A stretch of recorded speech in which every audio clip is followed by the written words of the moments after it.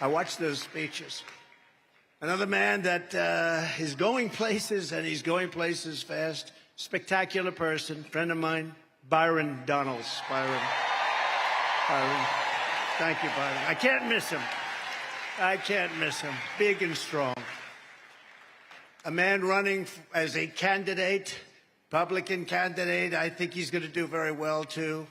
A state that we won by a lot twice, and that's the state of Ohio. We love Ohio, and we love Bernie Moreno. Bernie, where are you, Bernie? Bernie Moreno. Bernie, I hear you're doing well. A man who's gone through hell, but he's kept going, and he's smart, and he's strong, and people love him. Not everybody, but people love him and respect him. Roger Stone. Where's Roger Stone?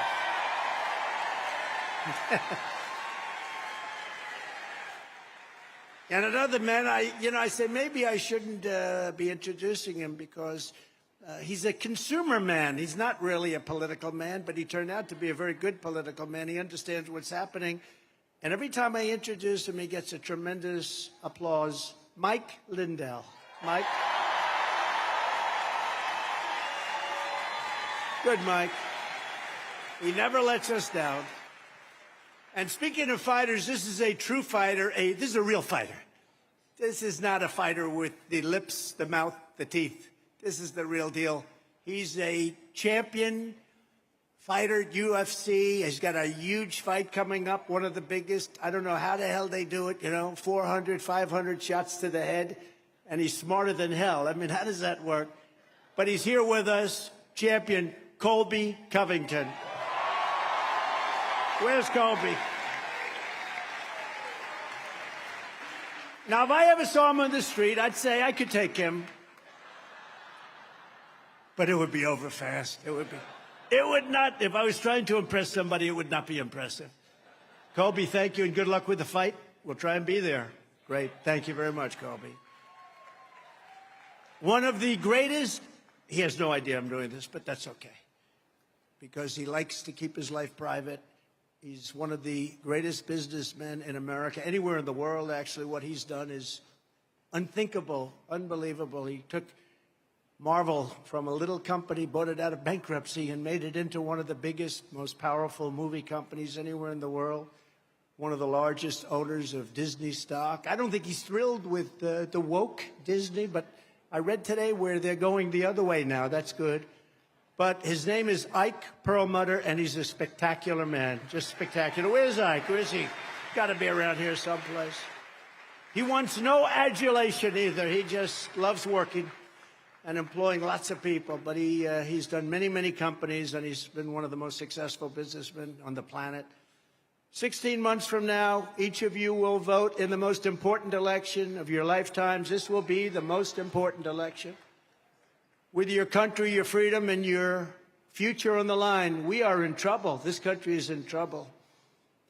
The election will decide whether your generation inherits a fascist country or a free country, whether you will have a rule of tyrants or the rule of law, whether Marxist radicals burn our civilization to the ground, which they're looking to do, or young patriots like you propel America to glorious new heights greater than ever before.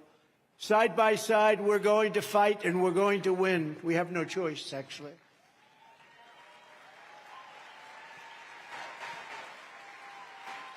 We're going to evict crooked Joe Biden. I took the name off of Hillary. You know that, right? Everybody here knows that. It was crooked Hillary. I was very successful. But I think she's out of it now. But no, I thought it was more appropriate because he's crooked as you can get. This is the most dishonest president in history. And I wouldn't have said it. I have pride in the presidency and respect for the presidency. I wouldn't have said it. But I say things about him over the last 3 weeks that I would have never said before about any president. He is a corrupt, horrible, incompetent man, and he's destroying our country, and we have to have it changed.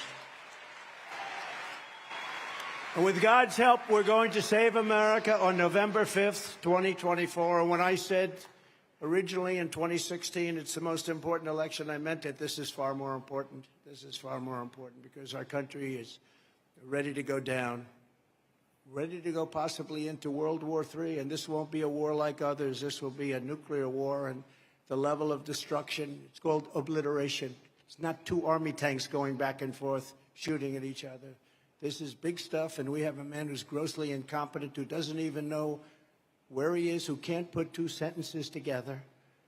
And this is the man that's telling us what we're going to be doing. Under Biden, hope and opportunity for young people, so many young people here, are being utterly extinguished. In the Biden economy, 1/3 of Gen Z and millennials have no savings accounts and no saving whatsoever. They have nothing. They have nothing. Home ownership has been pushed out of reach for millions, with the rate of 30-year mortgages up 177% since I left office. And by the way, that's nothing compared to energy, where we were energy independent. And now you look at what's happened to energy. We're getting our energy from Venezuela. You believe that one?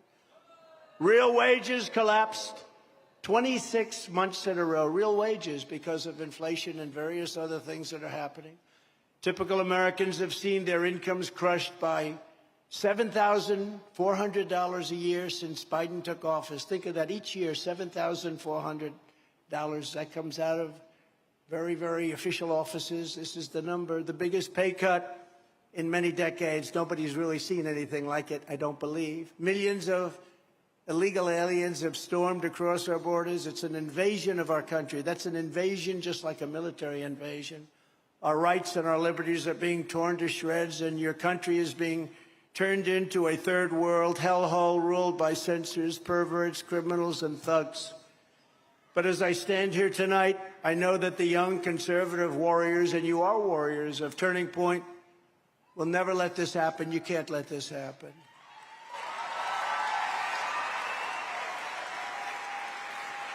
Every day you defend our values, and you never yield, and you never will yield to the radical left. That's why you are the ones who are going to take back America. You are the ones who are going to make America great again.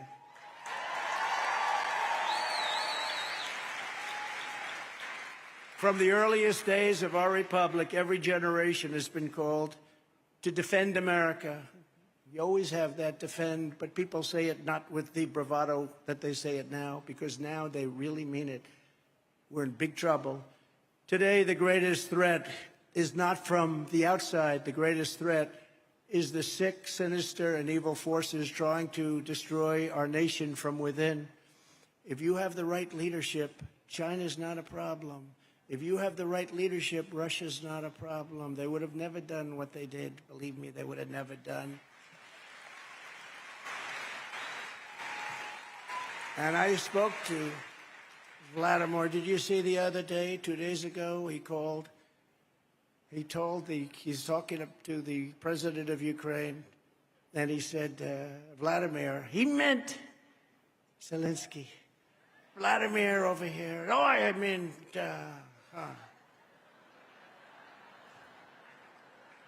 That was one of the good days, too. Vladimir, I'd like to thank you for being here. Oh. Actually, he didn't know he made a mistake. They had to tell him. Your task, your calling, your historic mission is to liberate America from these communists, fascists, Marxists, globalists, and warmongers who want to plunder the future of our country. And that's exactly what we are going to do together when we all together become the 47th President of the United States of America.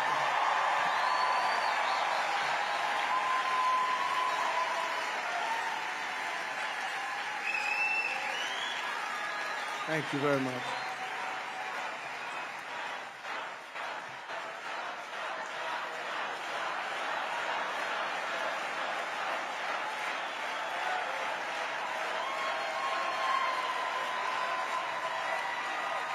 And by the way, Charlie told me this is the biggest crowd they've ever had, and they had a larger room because there are a lot of people outside that filled that. This is the biggest crowd. And I think you loved our 4 years, but I also think you've watched the last 3 years, and you draw a comparison, it makes it even more so. But I do appreciate it, but it's a record crowd, and that's great. And I'm very happy for Turning Point and Charlie and everybody else. They've come a long way. They've come a long way.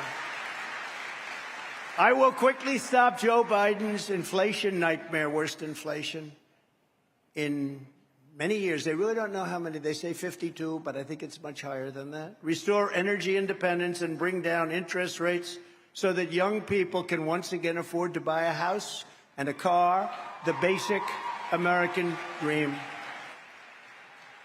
The American dream is dead under Biden. We will have the American dream back very soon. We will rapidly rebuild the greatest economy in the history of the world. We had that. You know, we did it twice. I did it the first time, and then we had COVID come in, a gift from China, and that came in, and when I gave it up, we had a rigged election, and when I gave up the reins, so to speak, the stock market was higher than it was before COVID came. The day before COVID came, and we had a higher stock market, despite the hell that the whole world had to go through because of what came out of the Wuhan labs. And I used to say that the Wuhan labs, they used to censor me. They used to say, oh, that's terrible. It turned out to be we were right. We were right about a lot of things. We're right about almost everything, maybe everything. But we'll do that once again. After 50 years of leftist domination of the universities, I will take bold action to reclaim our colleges from the communist left.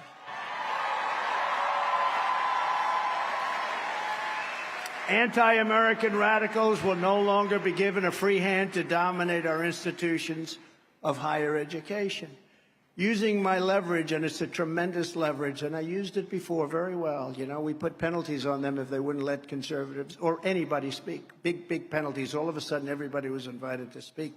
I don't know if anybody knows that, but you sort of felt it. But it was very good. But it was somewhat artificial because they were doing it because they would have had huge monetary penalties. But at least we were getting the word out. Everybody should be able to speak. But using my leverage over college accreditors, we are going to choke off the money to schools that aid the Marxist assault on our American heritage and on Western civilization itself. The days of subsidizing communist indoctrination in our colleges will soon be over.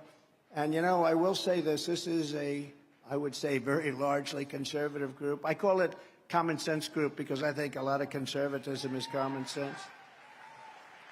When they ask you for a definition, it starts with common sense. But I tell them very often that you will be shocked to see colleges, even the ones that you hear are most liberal. We have tremendous numbers of people out there, I think even more. They don't speak up as much, but they're starting to speak up. You know, when you see Bud Light and when you see all of the things that have happened, I mean, you take a look at that. They're down 37%. The company is, nobody's ever seen it.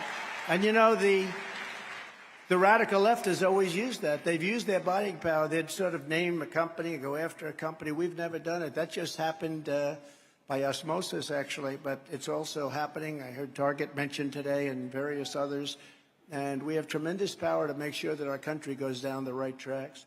We're going to smash the Marxist diversity, equity, and inclusion bureaucracies that are driving up tuition costs and sticking you with crushing debt. And for any universities that want federal student loan dollars, we will also require them to offer real job placement and career services, as well as options for accelerated and low-cost degrees. These institutions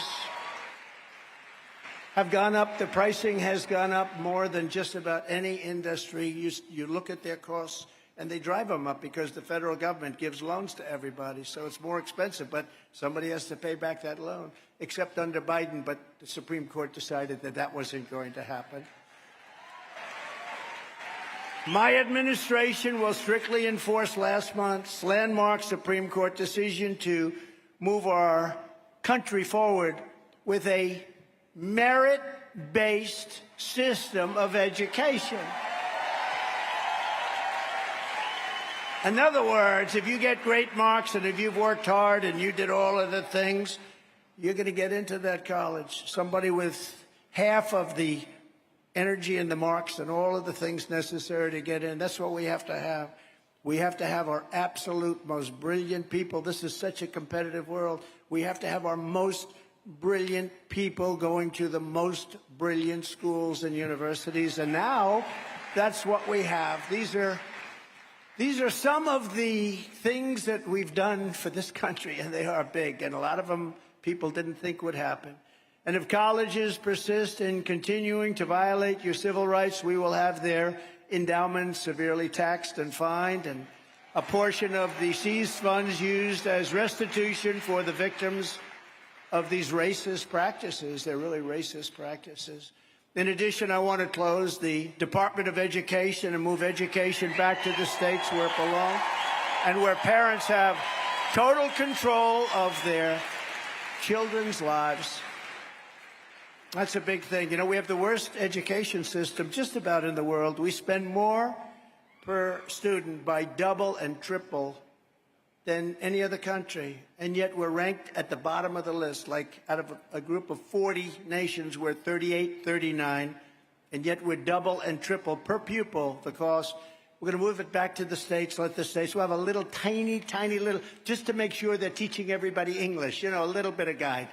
We want to make sure they're teaching English, but a little tiny coordination, but not much. Like how about an office the size of this podium, one person? Nevada, you got to do a little bit better. No, we're going to do a job. We're going to do a job, and we're going to have great education. And, you know, it's much more pinpointed this way also, and the parents can be much more involved. It's not this big bureaucracy. And then we'll be able to sell all those buildings that are occupied right now for so much money. So much money. Pay off debt. Pay off a lot of the debt, and we have plenty of it. Under my leadership, we will bring back free speech in America. Just last week, we've had some amazing rulings, you know that. Just last week, in a historic ruling, a brilliant federal judge ordered the Biden administration to cease and desist from their illegal and unconstitutional censorship in collusion with social media. In other words, the election was rigged. That's just another way of saying, that's just another way of saying it. You can say stuffing the ballots, and we have that too. We have everything you can have, but that's another way of saying, in fact, they did a report, some of the great pollsters, Fabrizio and McLaughlin and some of the great ones, and they said anywhere from 10 to 17 points difference because of what they were allowed to do. So that was a rigged election in so many different ways. A lot of this is just coming to light. If you saw the FBI Twitter, if you saw what happened with Facebook, DOJ, terrible, terrible thing. If we don't have free elections and great elections and honest elections where everybody believes in the election, and if we don't have strong borders, we don't have a country. And we're going to bring our country back. We're going to take our country back. Under the next Trump administration, the censorship industrial complex will be defunded, dismantled, and destroyed. We're going to destroy it 100%. And any federal bureaucrat who had a hand in illegally silencing the American people will be fired immediately. Is that okay?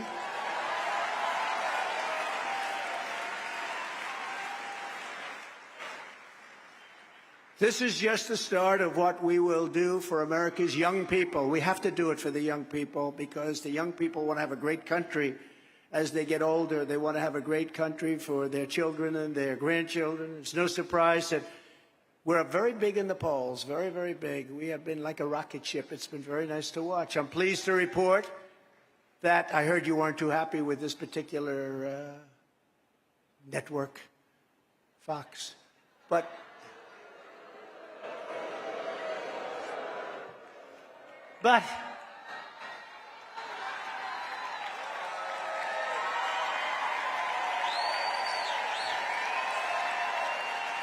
now I was watching. No, I understand you exactly, but not exactly friendly. But in the Fox poll that was just released, which makes it even bigger if you think about it, we lead the field by 50 points among young voters. Think of that. With Trump at 64% and a gentleman named Ron DeSanctimonious at 14%. He's at 14%. And I don't know why he's not here this couple of days. But he should be here. He should be here representing himself. In this week's Morning Counsel poll of voters nationwide, it's Trump 56%, DeSantis at 17%. In Ohio, we're ahead by 44 points. In Tennessee, we're up by 49 points. In New Hampshire, we have a great team, and we love those people. We lead by 37 points. And when asked who's the best to improve the economy, it's Trump by 54-18 in Iowa, 55-11 in New Hampshire, 59-12 in South Carolina, and 65-10 in Nevada. Kobe, that's where Kobe comes from. You hear that, Kobe? So they have plenty of money to pay you when you win your fights, which you always seem to do. Then we're leading Biden by a lot. In the recent echelon poll of swing states, we're up by 7 points over Biden. You know, it doesn't sound, it's actually a lot, but it doesn't sound like much. You know, they have a natural advantage. They have certain states, rigged or not, I don't know, we'll figure that out at some point. But they have certain states, and it's 7's a lot, but we have another poll. We're up 10, we're up 11, we're up 9, and we're up 12. That's a lot. You know, hard to believe. That's a lot. You'd almost say, who the hell would vote for this guy? The whole thing is such a mess. But they have a natural constituency. What can I tell you? You know who the constituency is. And a lot of that constituency, like unions as an example, a lot of them are voting for us. Maybe the top guy who's a natural taken care of by the Democrats. But I'll tell you, those unions are voting for us. And a lot of people that traditionally don't vote Republican, they're just fed up. You know, they're Democrats, but you have a lot of great people that love our country. They want to make our country great again. They want to make America great again. They're going to vote for us. We had a big turnover and a big crossover in 2016. We have it now, too. We had it in 2020. Actually, we had it much more in 2020. We got a hell of a lot more votes than we did in 2016. And by the way, in the brand new Florida Atlantic poll, good poll, Atlantic University, we are totally dominating DeSantis right here in the state of Florida. So we want him to get home and take care of insurance because you have the highest insurance in the nation. And the bill that they passed made it very good for the insurance company. All the money that he's using, which now is stopped because all of the people that were supporting him, they're saying, hey, wait a minute, you're down by 57 points. You know, they may like him or they may not. But they don't want somebody that's down 57 points, and you know, they're not stupid people, they're smart people. In fact, all of a sudden I'm getting calls from people, they're saying, you know, sir, I just called to say hello. I said, I thought you were a DeSantis follower. He goes, no, not at all. That was a false report. It was never that close, by the way. It was never that close, but it was at 21, 22 points. That's a lot different than 50 and 60 points. But running for a hopeless cause is election. It should be used to support the party winning against crooked Joe Biden in November 2024. We got to fight together. We have to all get together and we have to fight. I watched some of those interviews given by Tucker yesterday. Tucker's terrific, and I watched some of the interviews, and I'll tell you, it wasn't a pretty picture. If you watched them, they were bad. I hope you didn't watch because it would like life-ending, career-threatening for those people. Some of them, I won't tell you who, but some of them were really bad. Now is the time. Yeah, when a guy gets, he's polling at one. One guy, actually, I'm sure it was a typo. Probably it was because so many people vote illegally, so it probably wasn't a typo. He's at 0 with an arrow pointing left. And I say, how the hell does that happen, Matt Gaetz? How does that happen? And you know what happens? It's 0. That's because you have more than one voter. So, you know, you have a family that votes 19 times instead of 2 times. Now is the time when Republicans should be using those funds to build a state-of-the-art vote-gathering operation to swamp the Democrats' cheating and ballot harvesting. Instead, the sanctimonious and his establishment handlers are wasting such precious time and resources to divide the party. They're dividing the party. Although he's dropping so quickly, he's probably not going to be in second place much longer. I wonder who he's going to be. Maybe it's Vivek. Vivek. Could be. Could be. He's doing well. Right when we should be uniting against the unprecedented weaponization of law enforcement by crooked Joe Biden and the communist left. So I took the name Crooked away from Hillary, and we gave her a new name, Beautiful. I call her Beautiful. She's so beautiful. But I took it away because I don't believe in the same name for two people. I don't like that. And I've never done this before. You know, I have it, and you have to live with that name for the rest of your life. I'll go over the different names, but I won't, because many of them are now friends of mine, okay? But I took the name Crooked off, and I gave it to Joe Biden because he's so corrupt, okay? So I just think it was better than Sleepy Joe. I came up with Sleepy Joe. Maybe he was less sleepy than we thought. As you know, Biden recently ordered his top political opponent, I think that happens to be me, indicted and arrested right in the middle of a presidential election that Biden is losing very badly.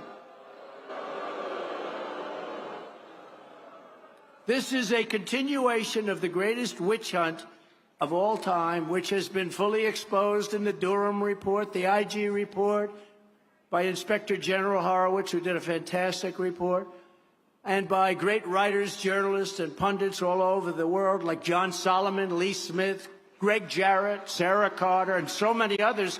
And I have to tell you, they don't get Pulitzers for this, but if you look at people like Sean Hannity, right? Sean Hannity and Laura Ingraham has been really good. And I'll tell you what, Tucker Carlson. I used to say, for me, I used to say Tucker's a solid 6 out of 10. But the last year and a half, he was a 10. That's probably why they canned him, right? He was a 10. Now he's been great. Jesse Waters. And Megyn Kelly, she was the one that gave me that terrible question where I said only Rosie O'Donnell. Thank God I came up with that. I would have been, because she had plenty of other names going. I didn't like that. The place went crazy. Nobody ever heard the other names, so I considered that a very good answer. But that was a hell of a question. But she has been all, and she's been great. And by the way, not to me. She's been great for the country. She wants our country to survive, so it's not for me. Greg Kelly over at Newsmax. The Newsmax people have been really, really terrific. Newsmax has been terrific. Pete Hegseth is great. Rachel Duffy has been great. Will has been great. They have a terrific show. You know, not all of Fox is bad, I mean, I tell you. But there is an attitude. Attitudinal, right? It's attitudinal. Get Biden to say that, okay? But there's so many others at many different outlets now. They're seeing it. And even people that weren't necessarily with us, they see that we were right, that our country's going to hell in a handbasket, and they want to have a country. They want to have a great country. The primary purpose of what they're doing is also very simple, and it's never been done in this country anywhere near like is happening now. It's called election interference. One of the things people love about you is you speak your mind. Form of cheating. You know, it's going to be hard for them to cheat the way they cheated when they used COVID to win an election. This is election interference. It's indicting people, making people go through hell, destroying their families, doing things that nobody ever thought was possible. And this is really how low they've fallen. This is an attempt to win the 2024 election. And so far, and I hope it continues, but so far it's had the opposite effect. I mean, it's really lifted us to new heights because people know it's all bullshit, okay? They know it.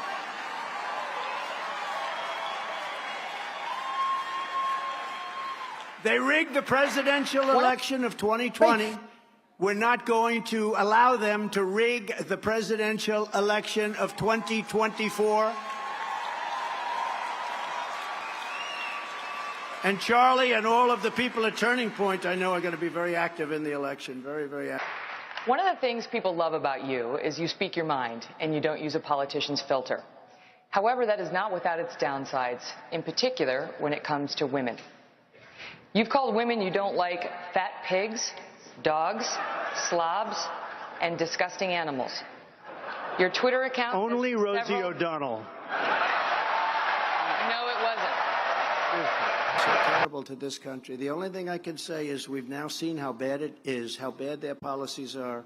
So in one way, that's the only way, but in one way, We're showing the world, we're showing the country how bad they are. Open borders, how stupid is open borders. All of these things that they've done to destroy our country, so we can actually be more effective in the next 4 years because of it, because it's so bad what they've done. Charging a former president of the United States under the Espionage Act of 1917, this is meant for developing a nuclear weapon in your basement, is one of the most outrageous and vicious legal theories ever put forward in an American court of law. It's considered one of the meanest, most vicious acts. It's a very, very unfair and horrible act that was passed in 1917, and for many, many years in Congress, they've been trying to get rid of it because it's so heinous, it's so horrible. And by the way, Biden has 1,850 boxes of documents. Many of them are classified, and he's not allowing them to see at University of Delaware. He's got boxes in Chinatown, D.C., Chinatown. He's got boxes at Penn, the Penn Center, where China gives tens of millions of dollars a year and where he makes a lot of money. And he's got boxes under his Corvette on his garage floor with a garage door that you can cut open with a scissor. We know those doors. You lift them up. They advertise them. You lift it up with one hand. This is the protection. And where Hunter lives, I believe that's where Hunter lives. And these are documents. Now, why hasn't he been charged under this act? Why hasn't he? It's probably 30 times the number of documents.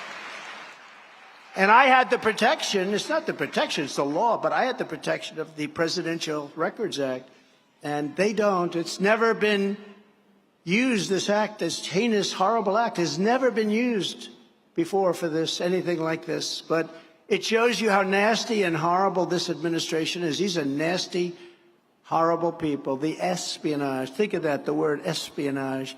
The other is called the Presidential Records. That's what it is. It tells you exactly what you have to do. And basically it says the president makes the determination. And it's a civil act. It's not a criminal act. It's a civil act. And it only pertains to the president. So it wouldn't pertain to Biden because he wasn't president when he took all those documents. But why isn't he, think of it, why isn't he charged with espionage? It's really, we have a two-tier, but the people of the country will not stand for it. Under the Presidential Records Act, again, not a civil, this is civil, not a criminal law. It had every right. As president, you have every right to have these documents, personal belongings, and whatever else there is. Joe Biden didn't have the right. Mike Pence, and let's let him go. He had a couple of documents. Let's let him go. Let's let him go. But he didn't have the right either because he wasn't president. It only pertains to the president. They were not covered by the Presidential Records Act, but these scoundrels and thugs, they all come after Trump. Let's go after Trump. You know why? Because we're leading. If we were down in the polls, or if I was not running, if I was in a nice location somewhere getting a beautiful suntan saying, isn't this a beautiful world? But I'm fighting for you, that's all I'm doing. What a life. But I enjoy it. Because we created, prior to COVID coming in, and then what we did to get it back was incredible, but prior to COVID coming in, created the greatest country ever in history. We had never, African American, Hispanic American, Asian American, women, men, people with no diploma, people #1 in their class at Harvard, Wharton, MIT, the best schools. Everybody had a job. And even people on the left were calling me, let's get together. Success can bring the country together. We had the greatest success. That was the most successful period in the history of our country. And when people ask me, you know, because we talk about the left, we talk Marxist, or we talk all this, you know, do you notice how many people, and they're on my side, so I don't want, but do you notice I started using the Marxist and all of fascist. I started putting in certain words into my talks and speeches. Do you notice how many people are now using those words? I noticed coming into the plane, everyone's talking about the Marxists. We've got to stop the Marxists and the fascists, but I don't care if I'm copied because they're right. We got to stop them because they're bad. But I will tell you, during this period of time, I was getting calls from people that we would consider to be Marxists and fascists and others, people that you would not believe, and they wanted to get together. They had never seen anything like it. Everybody was working. We were energy dominant, really. We were getting ready to be. We were going to sell energy to Europe and to all parts of the world. We were at a level that we've never seen. We had $1.87 gasoline. We had everything going. I had Anwar approved. Even Ronald's friend and some of our people, Roger, as an example, big fan of Ronald Reagan, but he tried to get it done. Anwar couldn't get it done. The Bushes, of course, couldn't get it done. They didn't come close. But everybody wanted Anwar. Bigger, perhaps, than Saudi Arabia in terms of liquid gold in Alaska. I got it done. And the first thing they did is canceled it. And they canceled the Keystone Pipeline. And then energy started to go up, and then everything went to hell. And that's what caused the inflation. And we're going to be drilling, and we're going to be doing all sorts of things. And inflation's going to come down rapidly. And the interest rates, therefore, will follow.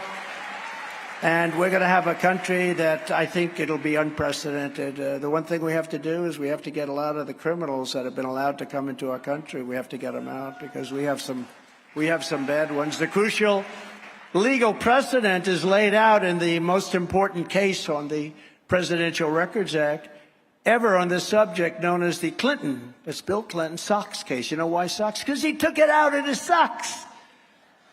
I didn't take it out of my socks. I had boxes piled up in front of the White House, and everybody's taking pictures of them because I wasn't hiding anything. He took it out in his socks. After leaving the White House, Bill Clinton kept 79 audio tapes in his socks and in his sock drawer. That's why it's called the Clinton socks case. They included discussions of U.S. foreign policy options, both defense and offense against Cuba, the recordings of President Clinton's conversations with the biggest foreign leaders then in the world, sensitive facts about trade negotiations taken from presidential briefings, discussions with the Secretary of State about the conflict in Bosnia, which was a tough one, and so much more, really big stuff.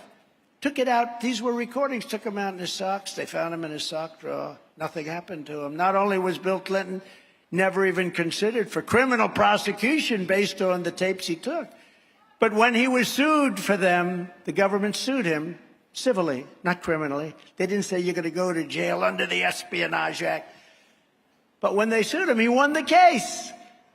Judge Amy Berman Jackson's decision states, and very conclusively, listen to this, quote, under the statutory scheme established by the Presidential Records Act, the decision to segregate personal materials from presidential records is made by the president during the term of the president and in the president's sole discretion, not other people. Any normal administration, even an opposing one, would consider that to be the end. That's the end of it. But not when it comes to Trump and not when it comes to a candidate that's beating their candidate by a lot. This has never been done before. In other words, not the corrupt Biden regime. The Sox decision also states, quote, the National Archives, listen to this, that's NARA, a very left group, by the way. They have the Constitution of the United States and the Bill of Rights red flagged. You know why? Because they consider them to be dangerous documents, okay? This is the group that's after me. The National Archives and Records Administration, NARA, does not have, this is her decision, respected, does not have the authority to designate materials as presidential records. It's not up to them. NARA does not have the tapes in question, and NARA lacks any right, duty, or means to seize control of these tapes. The president enjoys, quote, the president enjoys unconstrained authority to make decisions regarding the disposal of documents. Now, this is a law passed in 1977, Presidential Records Act.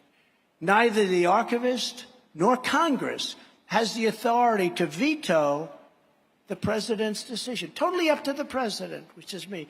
Does not pertain to the vice president or anybody else. The Presidential Records Act does not confer any mandatory or even discretionary authority on the archivist, that's NARA, to classify these records. Under the statute, this responsibility is left solely to the president of the United States, your favorite president, me. They indicted me. They think of it. You don't have to be a lawyer to understand those words. That's very as simple as it gets. They indicted me. In other words, whatever documents a president decides to take with him, he has the absolute and unquestioned right to do so. This is a law that was passed and signed. And that's the law, and that's the way it is, and it couldn't be more clear. And I will quote from a paper that I would say has not been on our side too much. But even the New York Times, in a major article, said that when it comes to asking for documents from former president, the only power that NARA has is to say to the President of the United States, pretty please, could we possibly have the documents? Quote, asking nicely is about all they can do. That's all they can do. Think, you didn't hear this stuff. You know, you read about espionage and insurrection. These people are sick. They're sick.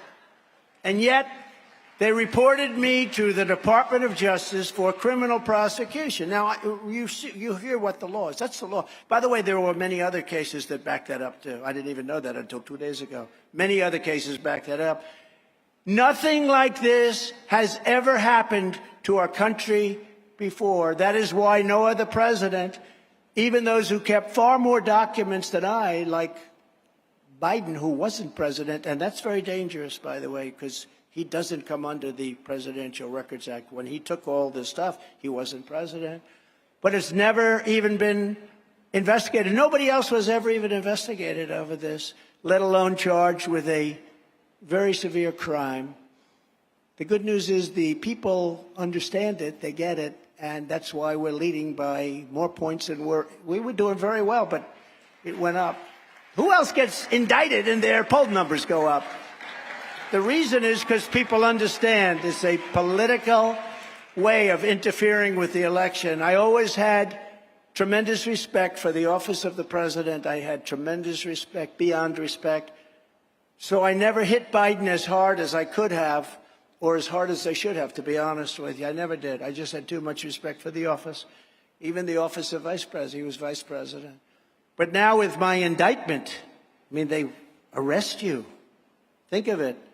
They arrest your opponent in an election, an opponent that's winning by a tremendous amount over this person, and they arrest you. And that's worse than ballot stuffing, I think.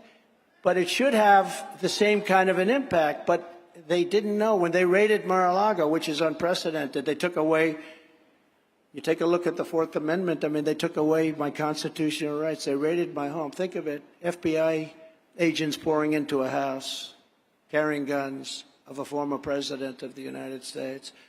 It's such a serious thing, such a horrible thing. But with my indictment over nonsense and over exactly what I just read to you, where you make the decision for purposes of election interference, I said, you know, now the gloves can come off, because I never thought anybody would do a thing like that. Neither did anybody else.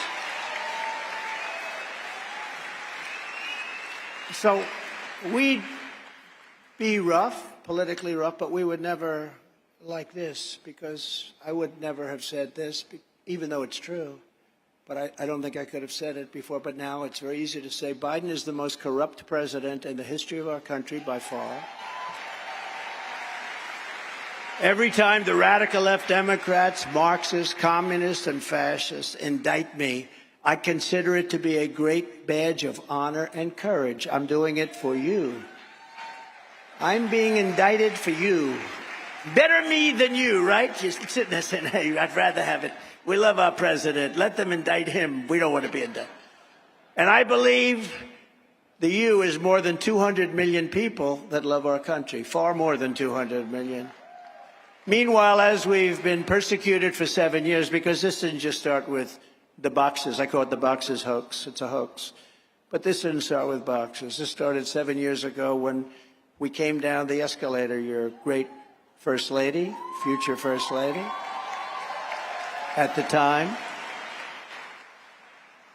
And despite having done nothing wrong, the White House just announced they've dropped the investigation into the West Wing cocaine scandal of just a few days. Think of it. They have cocaine going into the White House. They've got more cameras than any building probably in the world. It's opposite the Situation Room. I said it the other day, first time, Situation Room, know it very well. Probably the most important room anywhere in the world. That's where war is decided, where nuclear is decided, where everything is decided. They say, oh, gee, we didn't have any cameras. Like hell they didn't. By the way, at Mar-a-Lago, which is not the Situation Room, we had tapes, and we handed over all our tapes, gladly handed them over. Take a look. And then they said, oh, there's somebody walking around with a box. Well, he's allowed to do that. But think of this. We had tapes, and we handed them over. Well, they said they don't have tapes. They don't happen to have it. This investigation, and that's a big deal, the cocaine. The cocaine by itself is a big deal, but it could have been other things. It could have been a dangerous weapon, so to speak, a bioweapon. But they ended it just literally a few days. Now, I've been under investigation from really 2015, from the day I announced. From the day I came down the escalator, and actually when you think about it from before that, because there was a poll that was taken where I was leading before. They said if he ever runs, he's going to win. And, people did tend to know me. That's when I had a nice, easy life. What I do for you, you have no idea. I had such an easy life. I had such a good life. I had a great life.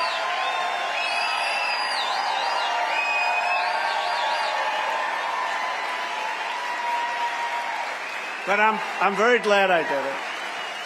Somebody asked me the other day, with all we've been through, thank you very much. I appreciate it. But somebody, very, very successful person, man who's one of the most successful people, said, I don't know how you take it. I said, do I have a choice? Because these are scoundrels. He said, no, I don't know how. Could I ask you a question, President? Well, if you had it to do again, would you do it? Because I did have a great life. If you had it to do again, would you do it? I said, without even a question, because we did something that nobody else could have ever done. What we did during that period of time was incredible. And more importantly, now we're going to do it again, and we're going to do it even better. So it's never even a doubt. Not even a little doubt in my mind. And I have to say, because with all the fake news back there, if I said, oh, gee, I think there would be headlines, he wished he didn't do it. No. I'm very glad I did it. And more importantly, what's coming up is going to be greater than ever before. I promise you that. But never forget, our enemies want to stop us because we are the only ones, and that's all of you and me, all working together, who can stop them. We're the only ones that can stop them. They want to take away my freedom because I will never let them take away your freedom. It's very simple. They want to silence me because I will never let them silence you. And in the end, they're not after me, they're after you, and I just happen to be standing in their way. That's true.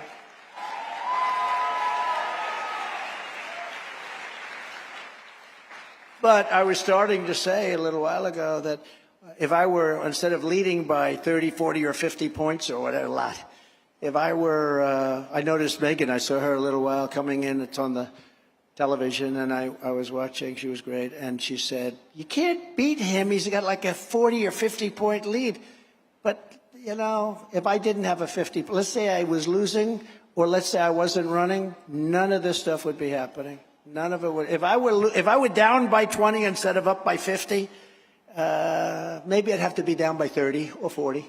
But if I were down in the polls, or if I wasn't running, if I didn't do this, I would not have any of this stuff. They've mobilized the AGs and the DAs, and they actually, in the New York DA, they actually took their top man out of DOJ, and they put their top man. Do you know this, Byron? Byron's such an incredible guy, by the way. He made a good speech, too. He made a good speech. He's got a big future. All of those three that I introduced have an incredible future. But what they did is something that you just can't do. What they're doing is something that is just not permissible. And people were shocked. Even the fake news was very surprised. I promise you this, that if you put me back in the White House, their reign will be over and America will be a free nation once again. It'll be free. I ran twice. I won twice. I did much better the second time than I did the first. It's true. Getting millions and millions and millions more votes the second time than I did in 2016, and likewise getting more votes than any president in the history, sitting president in the history of our country by far. And, you know, I also had the biggest margin. You know, usually when, like Obama, he ran, he got much fewer votes, many fewer votes the second time. You know, when he was reelected, he got much less than he did the first time. Most presidents are like that. You know why? Because people get bored. They get bored with their president. You're never going to get bored with me, I promise you. That'd be so insulting.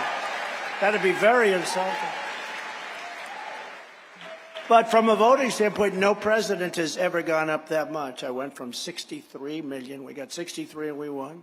I was told by the pollsters, if you could get close to 63 again, you're going to win in an absolute landslide. Well, I didn't do that. I got close to 75 million, but that's what was reported. We got much more than 75 million. And we didn't win.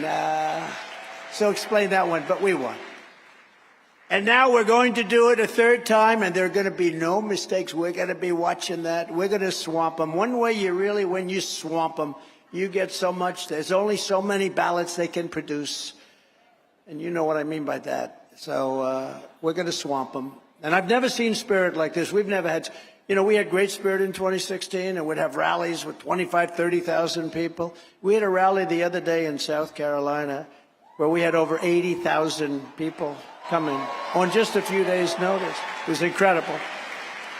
And we had great support. You know, again, we got many millions of more votes the second time. We had tremendous support, tremendous enthusiasm. We have never, ever had enthusiasm. Even look at this crowd. We've never had enthusiasm like we have right now. And a big part of that is you see how bad they're running our country, how incompetent they are, what China's doing to us, what everybody's doing to us. The country is laughing at our leader. They think he's a gross incompetent, that he doesn't know what he's doing, and he's totally corrupt. Other than that, he's doing a wonderful job, isn't he? It's such a sad thing for our country to be represented by this guy. I was watching his recent meetings over in Europe, and he doesn't know where the hell he is. He's on a stage, and he wasn't too sharp 30 years ago, okay? He was not the sharpest one in the pen. Just think of what we already accomplished in 4 incredible years. We delivered the largest tax cuts and regulatory cuts in history. And likewise, we built the greatest economy ever in the history of the world. China was going to catch us for 20 years. 2018, China was going to overtake us. We were doubling up. We were so far ahead of them, they never had a chance. And if we had a smart president, they would never be able to take us. We achieved energy independence, and energy dominance was going to be there right around the corner for the first time in about 78 years. I think probably more than that. I don't think we were ever dominant. We created the most secure border in U.S. history, built nearly 500 miles of border wall. I hear this sloppy Chris Christie guy. He said, Trump only built 47 miles of wall. Then they checked with the Border Patrol and the people that do that. Almost 500 miles of wall. And remember this. I said, Mexico is going to pay for it some way. They gave us 28,000 soldiers free of charge. That's more than any wall. That's more. And they did that for years because while I was building the wall, and Congress fought me tooth and nail, including some Republicans. They fought me like Mitch McConnell. They fought me tooth and nail. And I ended up taking the money out of the military. I took the money out of the military because I considered it an invasion of our country. And we built almost 500 miles of wall. And then I said, we completed that job, and I said, you know, we're going to need some more because people are coming around other areas. So we ordered 200 miles of additional wall. It was ready to be installed. Could have been done in 3 weeks. It was all there. It was all built. The hard part is getting it there and building it and getting it there. And they didn't want it to go up. And that's when I first, I guess, believed that they actually want to have an open border. It's so crazy. With people coming in, the likes of which you don't ever want in your country. But we got Mexico to give us 28,000 soldiers free of charge, and that was hard. I like the president of Mexico. He's great. He's a socialist, but you can't have everything, right? But he's a great guy. And they laughed at me when I said, I want you to supply 28,000, that's what we need, soldiers along the border while we're building the wall. And they said, why would we do that? I said, you just have to do it. Please do it. I would appreciate it. We will not do that. I said, well, are you sure? Then they sent a representative to see me at the State Department with a woman that was very good. She worked on Mexico for 25 years. She said, sir, they'll never do that. She'll never do that. They'll never do remain in Mexico. They'll never do catch and release into Mexico. They'll never do any of these things. I said, yes, they will. No, they won't, sir. They won't. I said, yes, they will. You watch. The guy comes in, the top representative comes into the office. I said, we need you to give us 28,000 soldiers for our border, please. He laughed at me, thought I was a fool. And I said, no, don't. If you're going to give me those soldiers. No, we cannot do that, sir. We cannot. How foolish a request. I said, no, you're going to do it. You're going to do it. And if you don't do it, on Monday morning, we're going to put a 25% tariff on every single product coming out of Mexico, including cars, 32% of which you stole from the United States. You know, they took 32% of our car manufacturing business by stupid presidents that allowed it to happen.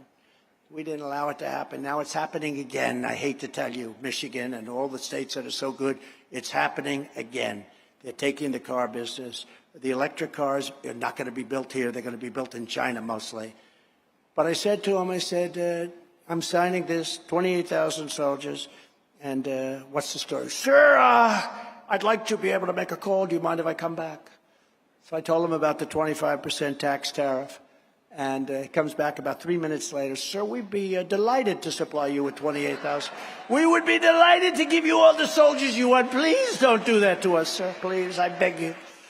No, he said, we'd be delighted. It would be my great honor to give you 28,000 on behalf of the Mexican government. And these were very good soldiers. They were not politically correct either. They said, you cannot come in. And we had the greatest numbers anywhere. We deported also illegal alien criminals like MS-13 gang members that kill people for fun at a number nobody's ever seen before. Thousands and thousands. I never got enough credit for that whole deal, but we had the safest border in the history of our country. Now we have the most unsafe border, I think, in the history of the world. No country would allow millions of people to just walk across the country. We have no idea who they are. I fully rebuilt the United States military, created Space Force, defeated ISIS, something which they all said you couldn't do. I did it in 4 weeks because we have great generals. We have great generals. We have not the ones that you see on television, the real generals that we have. And we have great generals. And we brought our troops back home. We got them back home. But we defeated ISIS. And I was the first president in decades who didn't start a war. I didn't start a war. We had peace through strength. As I was building that military, we got more and more bravado going, but they respected us. We did a great job. But we do. We have great soldiers. You know, it's very important for you to know that we had a case with ISIS. I was told it would take 3 or 4 years to defeat ISIS. And we had I wanted to see, because I couldn't understand it. You know, they're great fighters, by the way. And I said, I want to go and I want to see what's going on with that, because we wanted to go and do ISIS and we wanted to do the Taliban in Afghanistan. And so I went to Iraq and I landed at this big, beautiful Air Force base, cost billions and billions of dollars to build. I landed in the dark of night. Sir, would you please turn off your lights? 21 years I have to turn off the lights to Air Force One. Would you please? And we actually came in a tanker. And I'm saying, you know, with all the money we spent, 21 years, we're flying in on these planes at dark. And, you know, I tell the story. Should anybody want to hear the story? So I get on Air Force One, and we're getting ready to land in Iraq. And they come, we're about an hour and a half out. Sir, we'd like to turn off all lights in the plane. Oh, why? Why do I have to turn off lights? Sir, we want the plane to be totally dark. We're going to be landing in an enemy zone. I said, we've been fighting them for 21 years. We got the best weapons. What the hell is the enemy zone? But we know, sir, we're landing in an enemy zone. So I said, all right, close it up. Then they come in, sir, we're going to close all the blinds. We're talking blinds, this. I mean, there wasn't a light in the plane. I couldn't see where the hell I was. I had a meeting with some people. I couldn't even see them across the desk. It was just great. But I said, you know, I want to go up and I want to see the landing and I want to go. I have great respect for these pilots. You know, they look better than Tom Cruise, okay? These guys, they are the most handsome human beings I've ever seen. I don't like being with them too long because, you know, you get an inferiority complex, the crew car. Yes, sir. They're perfect people. You know, the top 10 people, whatever, fly Air Force One, the best people you've ever seen. So anyway, so I wanted to stay with the pilots, and you know, because I'm hearing about this landing, and we're an hour and a half, and then half hour. I said, I'll go up with the pilots, so they're leading me along the hallways. It's crazy. Think of it. We can't control that. It's so terrible. And I go, and I'm sitting right behind the captain, the plane, and him and the co-pilot and the others. There were a lot of people up there, all like central casting. You could make a movie with every one of them, could be a star, and make bigger stars than they have right now. Today, who the hell do we have? We don't have stars. Today we have Rosie. Today we have Rosie. Wasn't that a lucky answer when I gave that to Megan? She just said to me, what a great answer that was, because it cut off that question. That was a horrible question. But so I'm sitting with the pilots, and sir, we're getting ready to land. And they have, I don't know if anybody sat in one of these big commercial planes, but it's incredible. They have a computer voice. And it goes out, sounds like a person, but it's not, very official. 1,000, 900, 800, 700, and it goes down. That's feet. Now, 700 feet when you're in a 747 is not high. That's real low. 600, 500. I said, Captain, Captain, are we okay? Because, you know, I'm used to landing, and you see lights ahead, right? You know, it's called a runway. Yes, sir, we're fine, sir. He's like, you know, I'm saying, Captain, I don't see any lights. He said, sir, we don't need them. We have the finest equipment in the world. I said, oh, that's great. 400, 300, 200. Now, 200 feet off the ground. We're in this massive plane, and the wheels are down now. Everything's down, and I see the ground. I see, you know, but everything's like black, just dark, not a light. I said, Captain, we're okay. He goes, yes. And then, bing, boom, boom, boom, boom. We land, perfect, beautiful landing. These guys, I don't know how the hell they do it. In fact, I put myself up. I asked my people. I felt so brave in doing this. I said, am I entitled as president to give myself the Congressional Medal of Honor? True. I would have done it, too. I would have done it. I would have done it. I wanted the Congressional. I thought I was so brave. I got out of that room. I'm like soaking wet. I'm saying. So I walk out, and then the stairs come down. I said, great job, Captain. The stairs go down. And there's a general standing there with another general and a couple of drill sergeants and a master sergeant. And every one of them was like, perfect, perfect. I said, that's the way you're supposed to look. Not that looks mean anything. Of course they don't. We know that, right? But that's the way. So I'm walking down the stairs. I said, what's your name, General? He says, Kane, sir. My name is Kane. What's your first name? Raisin. I said, Raisin? Your name is Raisin. So your name is Raisin Kane? Yes, sir. General, you're the guy I'm looking for. I said, you're the guy. Then he introduced me to the other general, handsome guy. Then a couple of sergeants. They were great. One of them, drill sergeants. They would have been great in the movies, playing a drill sergeant. And we went to him, sir, would you like to rest for a while, or we can meet you tomorrow? I said, rest? I've been on the plane for 20 hours. He was thinking about Biden. See, he was thinking, Biden would say, first of all, he wouldn't go there. But he would say, yeah, let's rest for a few days. No, I don't want to rest. I want to go and find out what's going on. So we met with General Raisin Kane and a whole staff. I said, so General, let me ask you this question. We've been fighting ISIS with the best weapons in the world. We've been fighting them for many, many years, decades. And we don't seem to win. And I asked a couple of our Washington generals, a couple of them I fired. You know that. I fired them because I thought they were incompetent. But I asked a couple of they were incompetent, by the way. I asked a couple of our generals, why is it that we can't defeat ISIS? We have the best equipment in the world. We have the best weapons in the world. Nobody even close. We have things that nobody, that I won't talk to you about. But we, unlike Biden, where he tells everybody we have no ammunition. How about that one? We have no ammunition, but we're going to give more. Oh, boy. By the way, that's classified information. You know that, right? I wonder if they're going to prosecute him for that.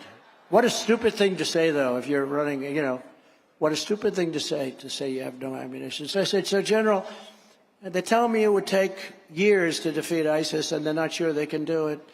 What do you think? Sir, we can have it done in 3 weeks. This is Raising Cane. I said, General, explain that, please.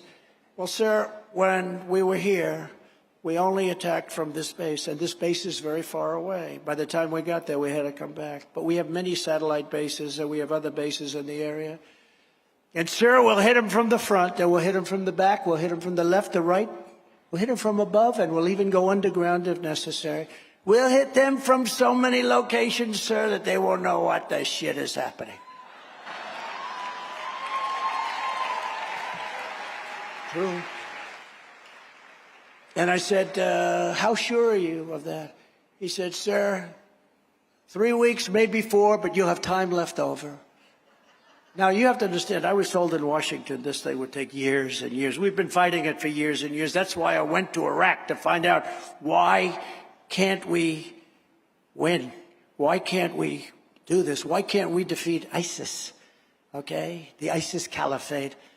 And so I said, General, I'll speak to you during the week, and I appreciate what you told me. And we stayed there for a little while. We had lunch and dinner with the troops, and then I got back on the plane, and we left, and I came back. And then on Monday or so, I called.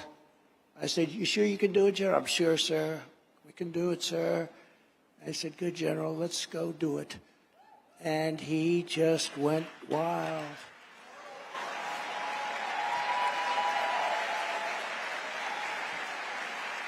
And then they said, called him up. I said, I heard you're making great progress. Yes, sir, we're going to have time left over. I told you that, sir. I said, so what's the status? Well, we have them all cornered now. We have a lot of them cornered now. I would like the approval to take them out. I said, these are human lives you're talking about. No, sir. They're scum, sir. They're scum. They kill our people. They kill a lot of people. They kill their own people. They're bad people, sir. And, I mean, again, I'm telling you this story because we have a great military. Because you hear these buffoons that can't get out of Afghanistan. They take our military out first. They leave 13 dead soldiers, and what they don't tell you is how many were horrifically wounded, their face, their arms blown off. And these are incompetent people. I didn't lose one soldier in 18 months in Afghanistan. Not one. So I said to him, so, General, what do you want to do? Take them out, sir. Just give me the order. I don't know, General. How about surrender? Do you think they'll surrender, sir? They don't know what that means. They don't know what a white flag is, sir. They don't surrender. You know what I'll tell you, General? Fly over them a few times with those big, beautiful X-16s. The F-16s are very scary. I said, just go fly over them, and maybe you'll get them to surrender. They won't surrender, sir, but I'm going to do that. So a couple of days later, he said, sir, we flew over them, and they're not doing anything other than they want to fight. And I said, then what you have to do is you have to do what you have to do. And he did his job. And I'll tell you what, we defeated 100% of the ISIS caliphate. And I said, now you can come home. Come home, General, come home.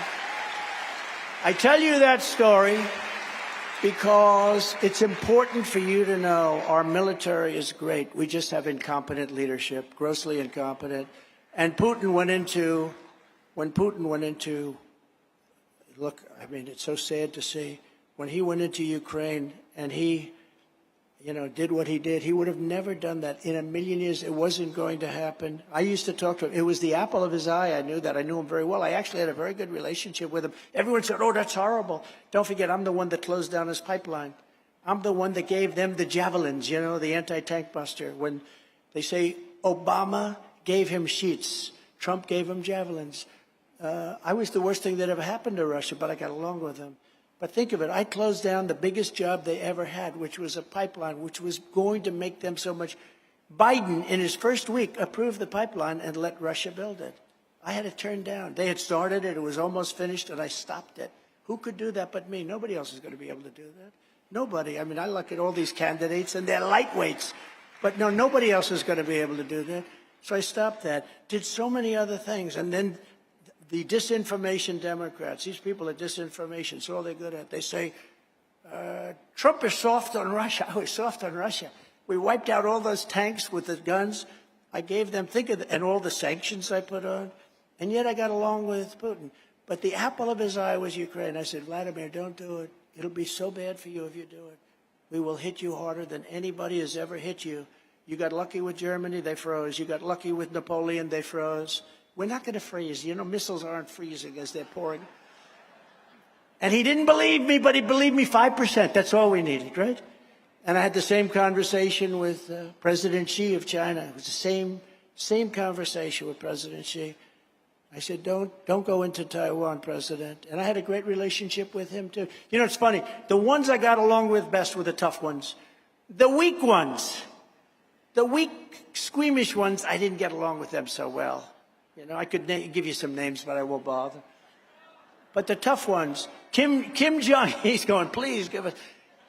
Kim Jong-un, I got along with. Nobody tougher. Tremendous nuclear capability, nobody tougher.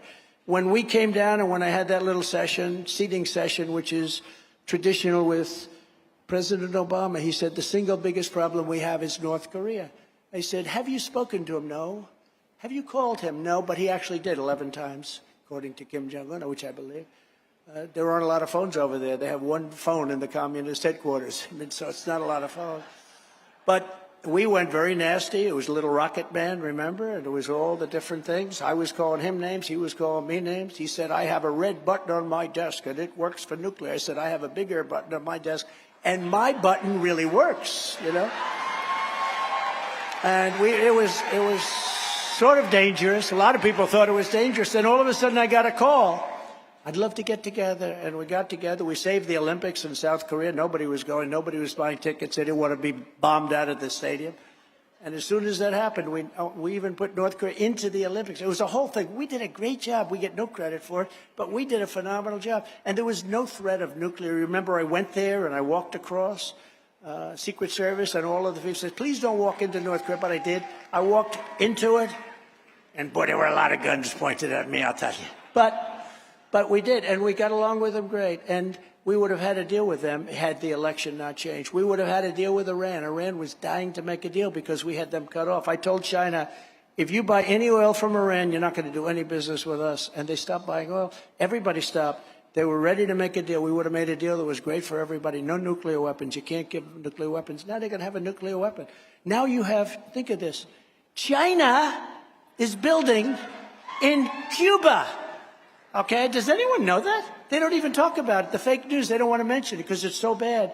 But China's building in Cuba. This is 90 miles off our coast, and nobody does. When I get in, they'll be gone within 48 hours. They will be. They will be. Can you imagine? When the Marxists toppled statues of our great heroes, I immediately signed an executive order stating that anybody who even lightly defaced a federal monument in Washington, remember they were going crazy, or statue would get 10 years in prison, no probation, no anything. And 3 years ago, in September of 2020, I proudly signed the world's very first ban on critical race theory, vanquishing those racist trainings from the federal government long before anyone else had ever heard of them. But all of that was only the beginning. With your support in 2024, we are going to put America first like never before, and we are going to finish the job that we so successfully started.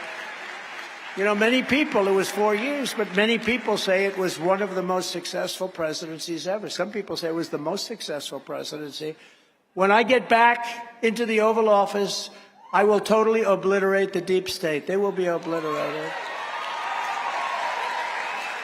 And we know all the good ones now. You know, when I went there, I'd only been to Washington 17 times in my life, according to the fake news, and 17 times, and never stayed there. So I wasn't a Washington establishment person, but I didn't know the people. I had to rely on people to give me names. And largely, we got great names. You know, we got the tax cut. We did so much. We rebuilt our military.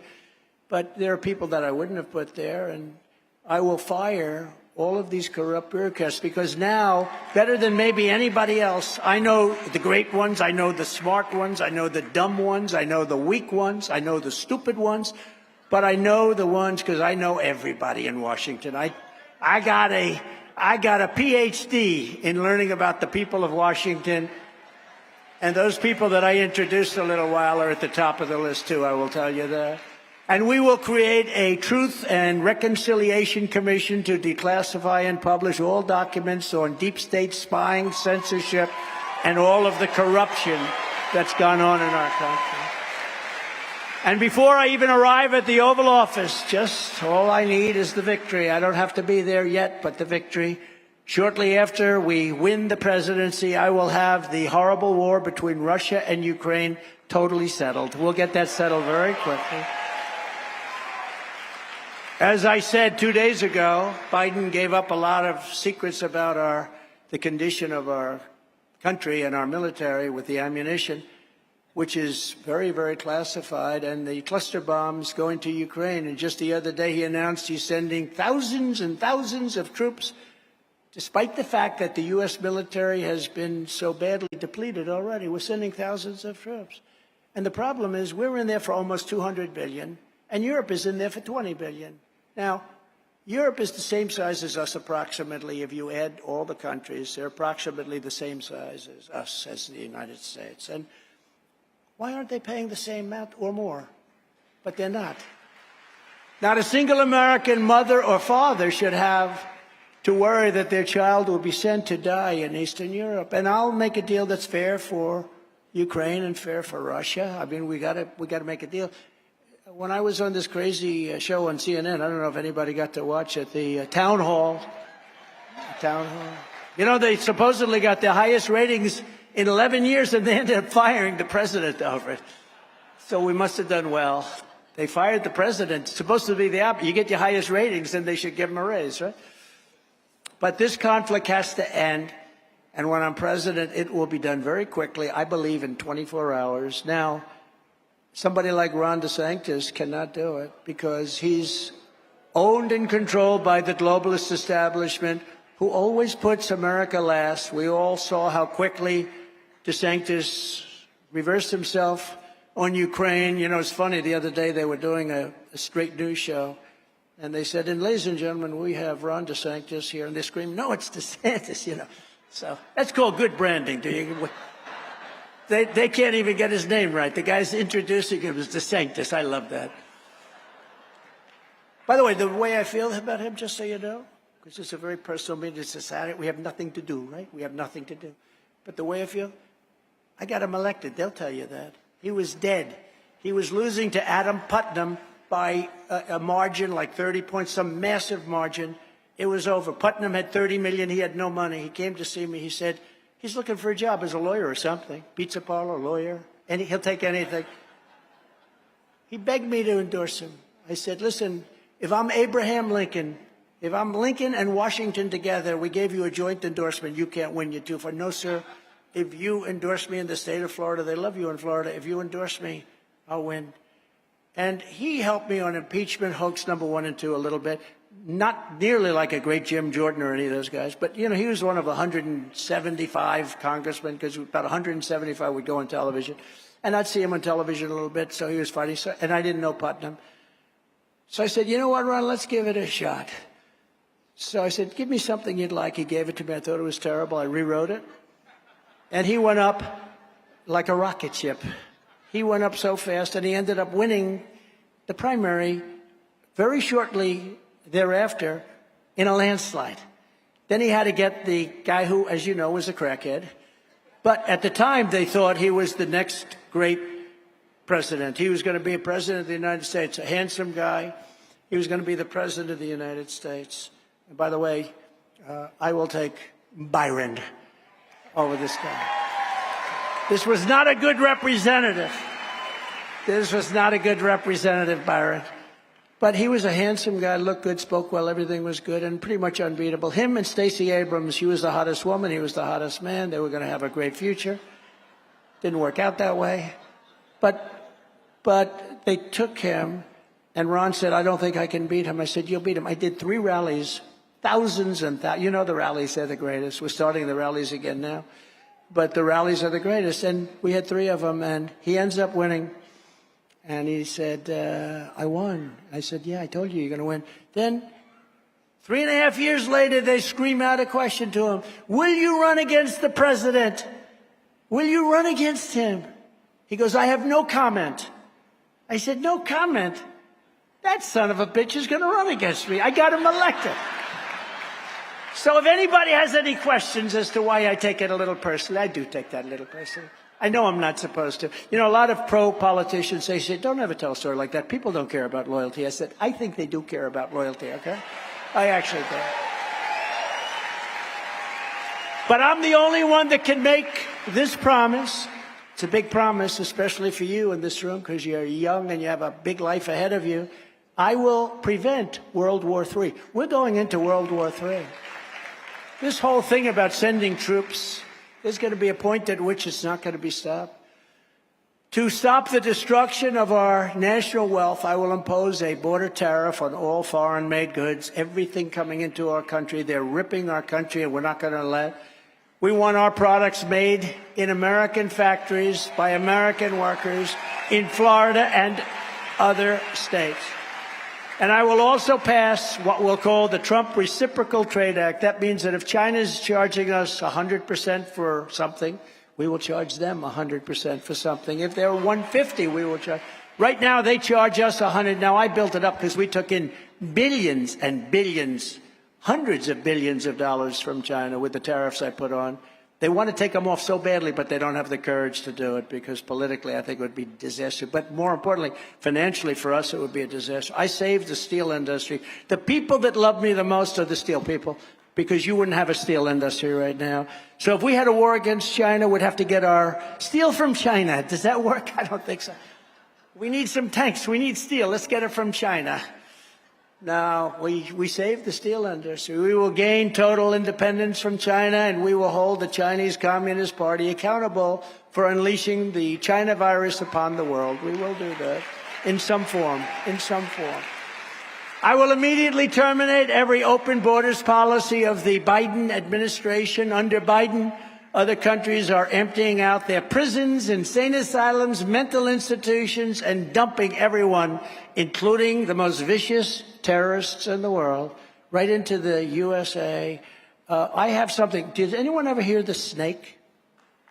Should I do it? Because we're going to go long. You know, we're going to go a little long. That means you're going to miss your dinner. But I have a feeling you like this better. Do you like this?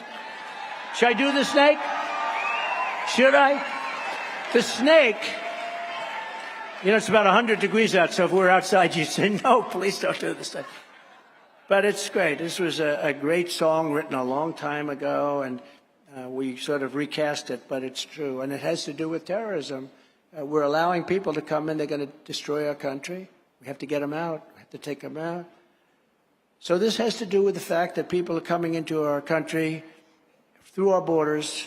Very sad and very terrible thing is happening, and many of these people are very bad. On her work, and this is, who's heard this, by the way, just before? Who's heard this? That's pretty good. It's amazing how few, because they do it, but I think it's pretty terrific.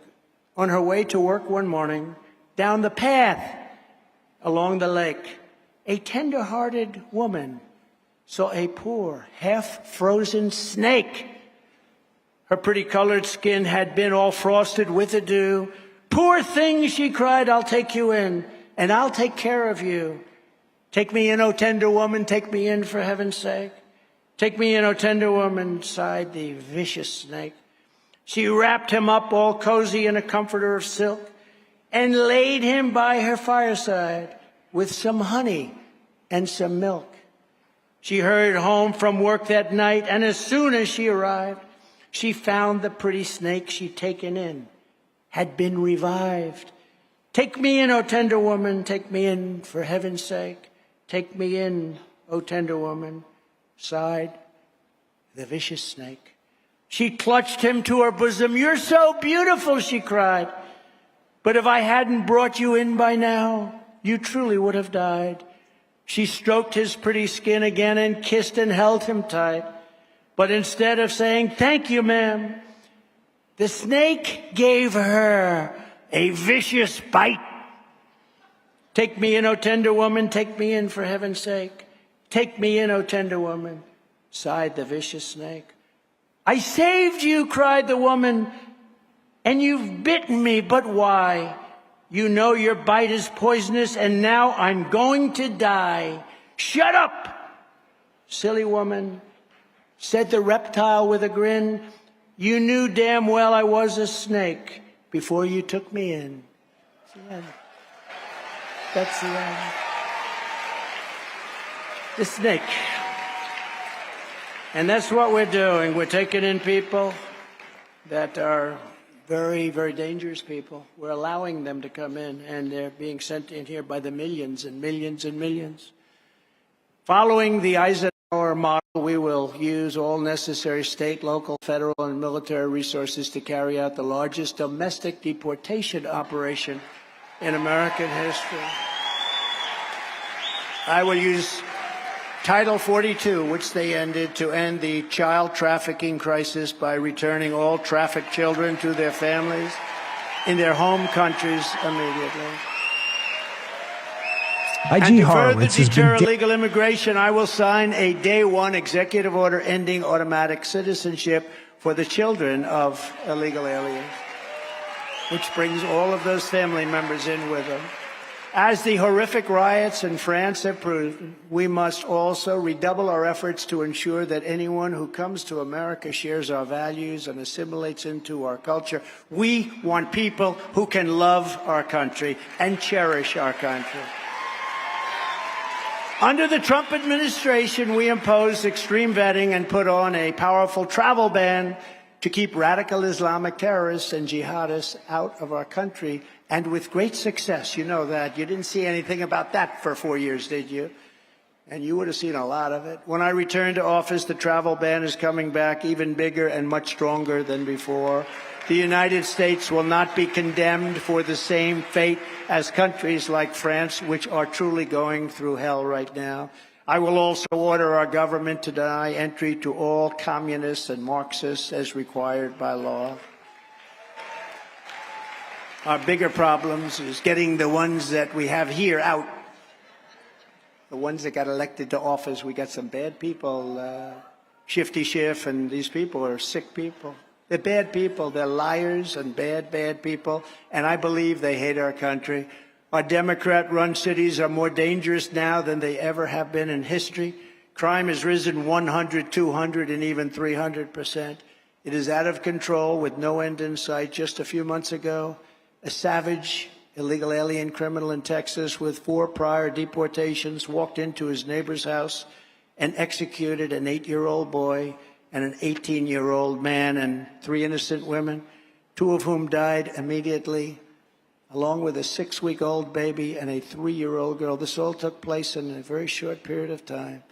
The same week, an illegal alien in the sanctuary state of California went on a multi-day killing rampage, stabbing to death a 50-year-old man, a 20-year-old college student, and attempted to murder a 64-year-old woman. In the Bronx 2 weeks ago, a savage criminal previously convicted of attempted murder went into the streets and sprayed a hail of bullets into a crowd, one of them hitting a precious 5-year-old girl while she was riding her father's car. In Washington, D.C., on the 4th of July, Washington, D.C., so beautiful and not beautiful anymore. I kept it beautiful. If I saw 1 tent or 2 tents or 3 tents as I was coming in from the airport, I'd have them taken down immediately because I knew that you'd have 100 tents and 1,000 tents if you don't do it. But you should see Washington, D.C. right now. In Washington, D.C. on the 4th of July, 9 people were viciously shot in a single drive-by shooting that targeted an Independence Day celebration, including a 9-year-old child. It's about time for the federal government to take over Washington, D.C. and run it properly, run it with sense, run it strongly, and end the crime. Washington, D.C., crime has become a crime capital of the world. Our national capital is not being taken care of the way it should be. We have to take care of it. We have to cherish it. We have to love it. And if we don't do that, It's very, very sad. You take a look at the numbers. People don't want to come in anymore. You have tents all over. The sidewalks smell. It's a horrible thing. The federal government has to take it over and do everything that has to be done, and it has to be tippy-top. It has to be perfect, and bring it back and make it better than it ever was, and we can do that pretty easily.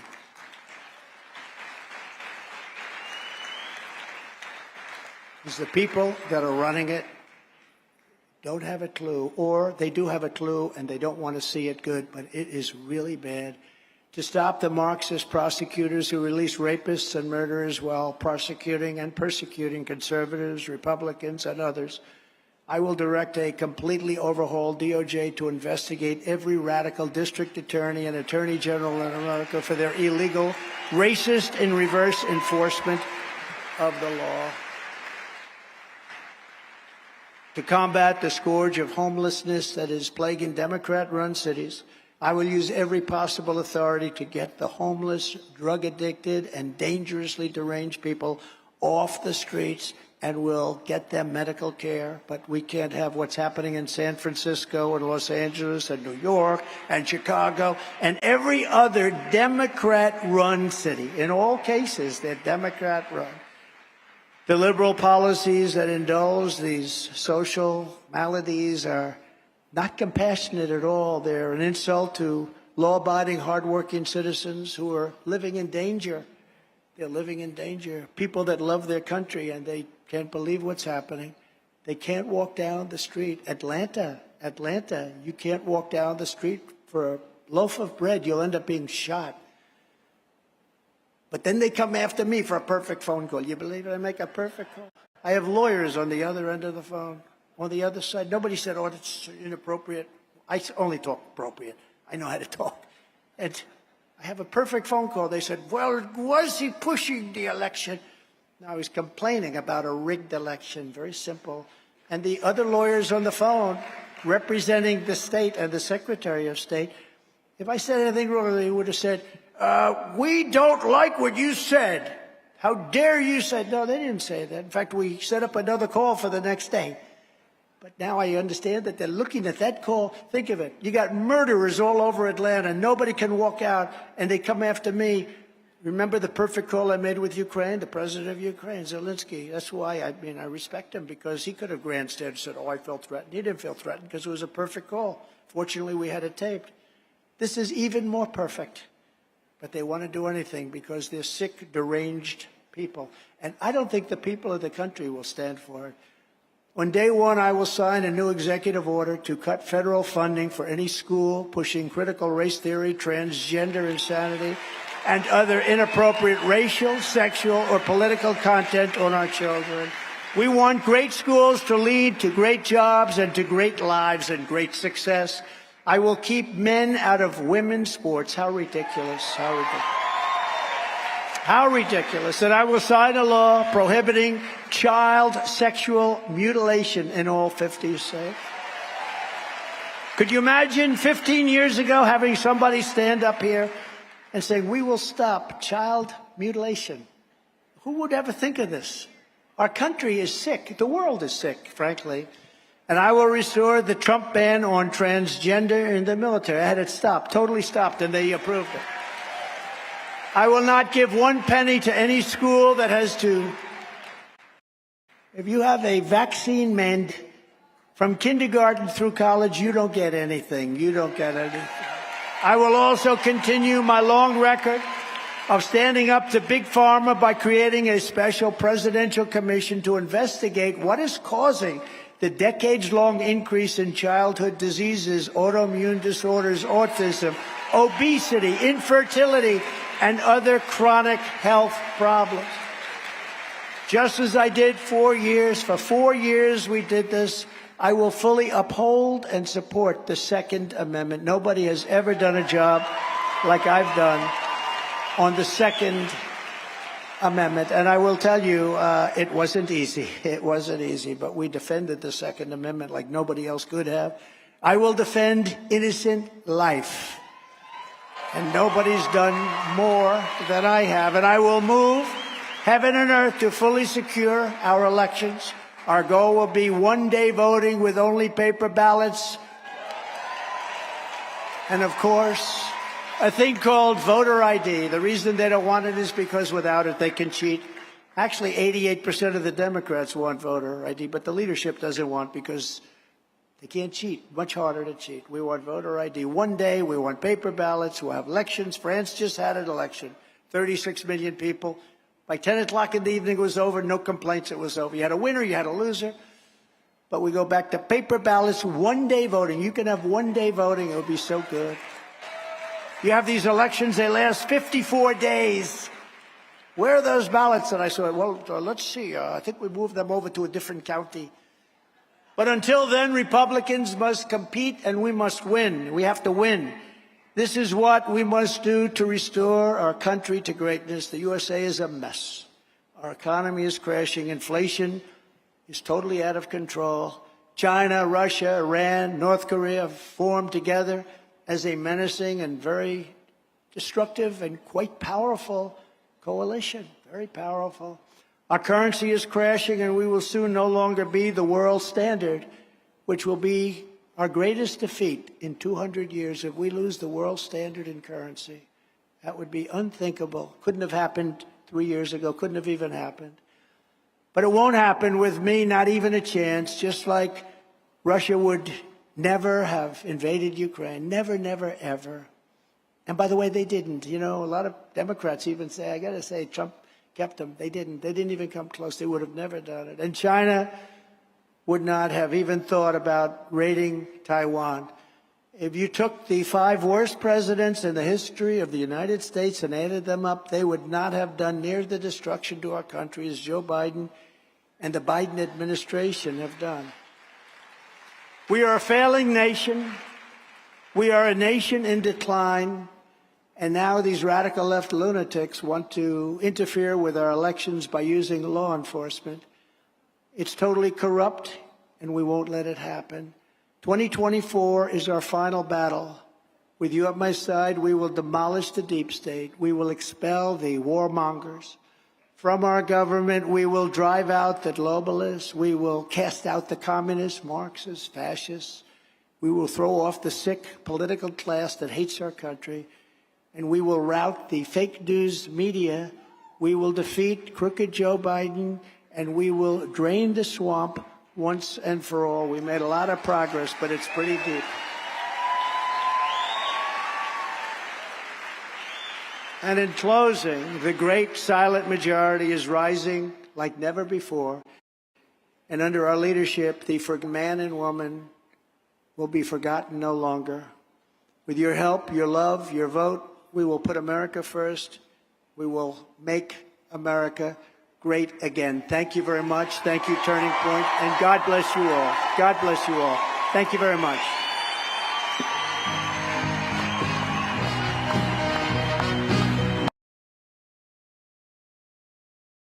You guys want to see a little sneak peek of how's my audio? Is my audio all right? You guys want to see a little sneak peek of what I'm working on? It's going to be coming out this next week over on Rumble. So my Rumble link's pinned up at the top of the channel.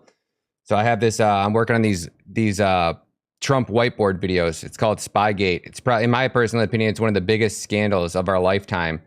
And it's taken me, I don't know how many times I had to watch Bongino's audiobook just to like actually wrap my head around what's actually going on. And like, if you give this to like a normal person and you're like, hey, you know, read Bongino's audiobook and here's what's going on with these elections, or not with the elections, but like with what happened to Trump. Like trying to, because like if you weren't big into politics and you didn't understand what like who Clapper is or Brennan or Comey or any of these old FBI agents, when I'm talking about like the NSA, the NIA, the CIA, the FBI, all colluded and briefed then President Obama and Vice President Biden, and every director of the highest levels in the United States government all conspired against Trump, trying to frame him. So over the next 30 days on Rumble, mixed with a combination of big shout out to Dan Bongino. I used the audio from Dan Bongino's audiobook. So he's doing the audio. I just did the whiteboards. And it's so easy for you guys to actually see what happened. Just give me 1 second. I just got to add a bike to this scene. and I'm going to play just a 3-minute clip for you guys so you guys can get a sneak peek. So definitely swing over to Rumble if you guys want to learn about what's going on with this case and how obvious it was. This shit'll blow your mind. Once it starts playing, give me an audio check. This is just video 2 of about 30 that'll be launching next month. It's amazing, but not surprising, the media didn't leap on this. It shows Glenn Simpson's Russian contract employer working to undermine an FBI investigation.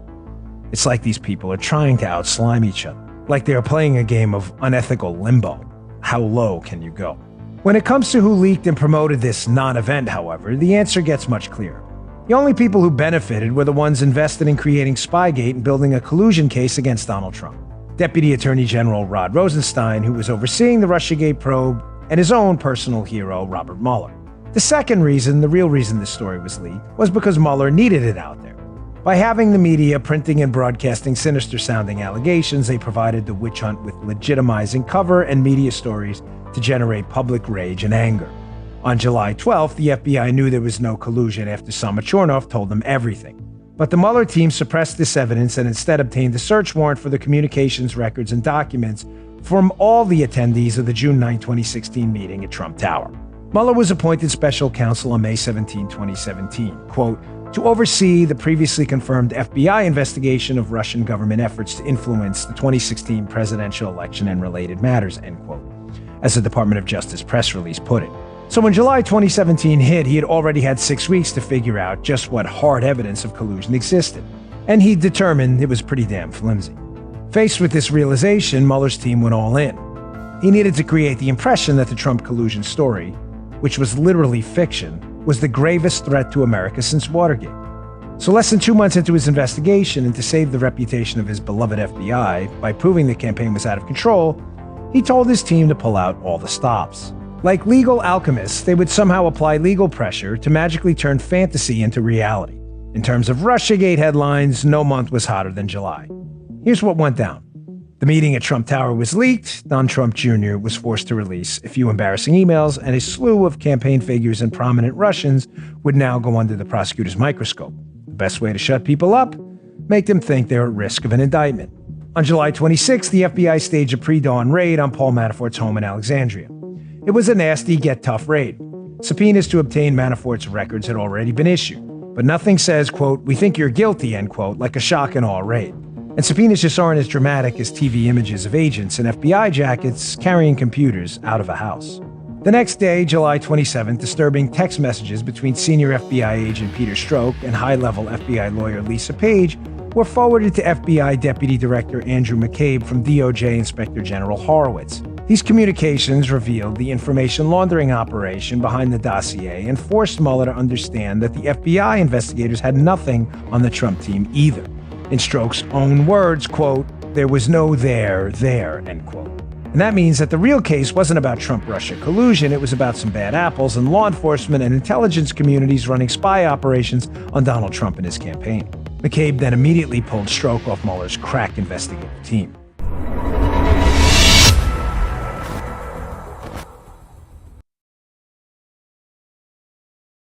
Pretty sweet, huh? Like, those are so good. And when you're, and I'm not going to do the whole audiobook because obviously I don't want to put his whole audiobook out there and it's all in sections and pieces, but it's an old audiobook. If I was him, I wouldn't care. I think the purpose of that book was probably to make money back in the day, but he's filthy rich. Like, why would he care if a few people watch these audio clips? I would actually think he'd like it because I advertise for him. And in the title of every video, it's Trump-Russian collusion hoax, parentheses, audio credit, Dan Bongino. And I have links to his audiobook, his live stream, and his Twitter down in the description of every video. So make sure you guys are swinging over there and show Dan Bongino some love, man, because it's really going to help, I think, Americans.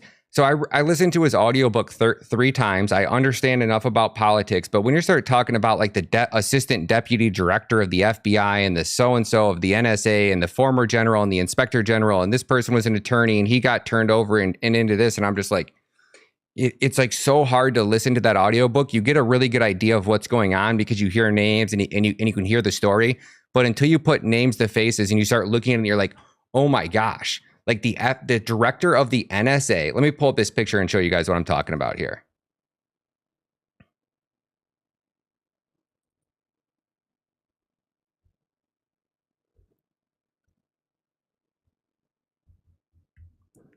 Give me 1 second. I'll pull this screenshot up for you guys. So this is the one I'm working on right now. I haven't got it finished yet.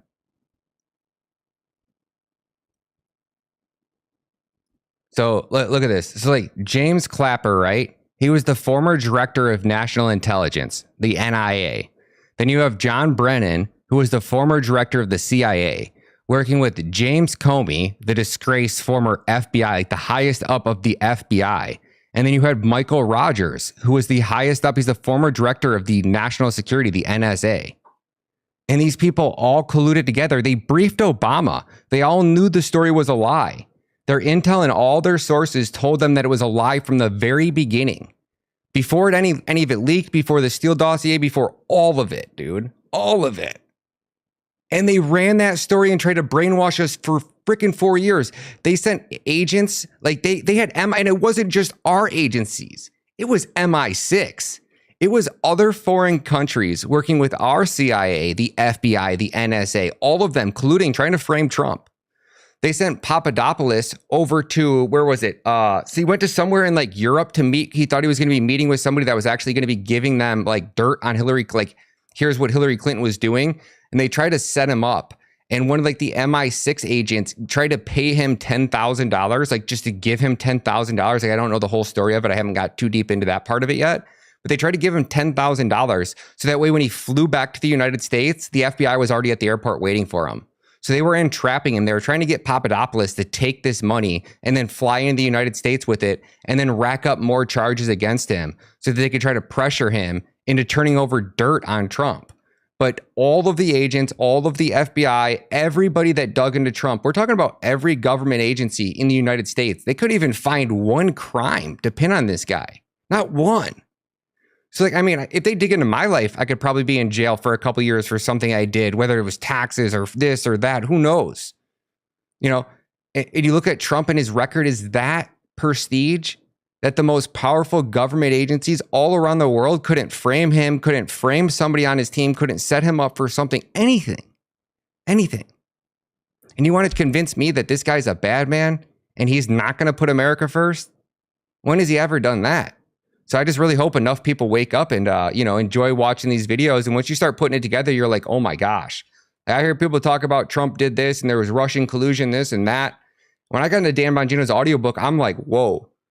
Like, I'm sitting here watching Congress do what? Like, what is Congress talking about? Why is nobody, who's working at the FBI? Did anybody that worked on this investigation, right?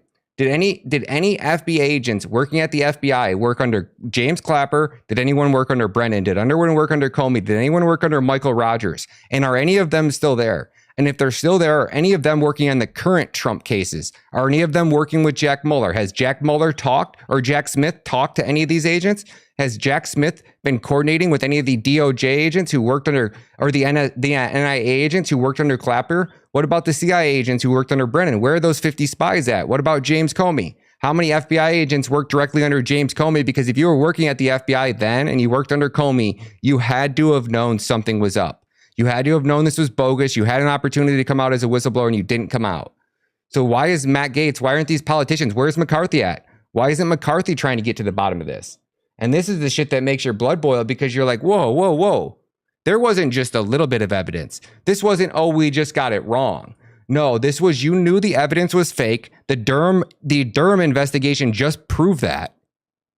And now we're over here like, oh, well, no big deal. Nope, no big deal, guys. No, just forget that ever happened. The FBI is over here pointing at the CIA. The CIA is pointing at the FBI. The NSA is pointing at the CIA. The NSA is pointing at the FBI. And it's like this, he did it. No. Okay, yeah. No, you guys did it. And then you try to brainwash us into believing it. And then when we couldn't believe it anymore, you guys had your squad create a, bio, with the W and the jab. And then you had to flood that into the country because you couldn't rig the election any other way. And nobody was going to believe it. You needed absolute chaos right after a rigged election. That's what January 6th was. Everybody knows it. You know it. I know it. We all know it. The fake news tries to not report on it. And our politicians are a bunch of swamp dwelling.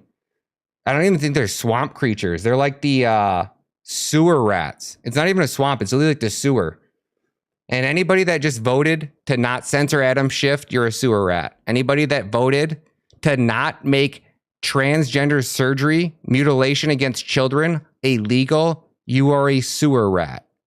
Anybody that's not voting to impeach Biden after the crimes that he committed and the evidence that we have, you are a sewer rat. And their days are numbered. There's just too much evidence coming out too fast. They can't distract us. And people talk about these wars. Like, who watching this stream, would you go if you got drafted right now? Would you seriously consider like, I got drafted, I'm gonna go fight? No, you're gonna take your ass out in the streets and you're gonna protest. That shit will be shut down the second you start trying to ship people's kids off to fight in a war that this country wants nothing to do with, that nobody in this country voted for. And if we have enough politicians that actually think that they're going to reinstate the draft, and you're going to start calling in reserves and shipping reserves off to fight in a war in a foreign country that we want nothing to do with, all in hopes to cover up your crimes that your family committed and your giant money laundering operation and your LABs and these other countries, it ain't happening, boys and girls. Too many people are waking up. CNN, they get what? CNN's reporters average maybe 200, 300,000, maybe 400,000. How many people in the last month after Sound of Freedom came out and they're sitting there watching people on CNN to defend pedophiles and try to convince you that Sound of Freedom is a QAnon conspiracy? When it's literally based off a true story that CBS reported on like 5 years ago? Are you kidding me?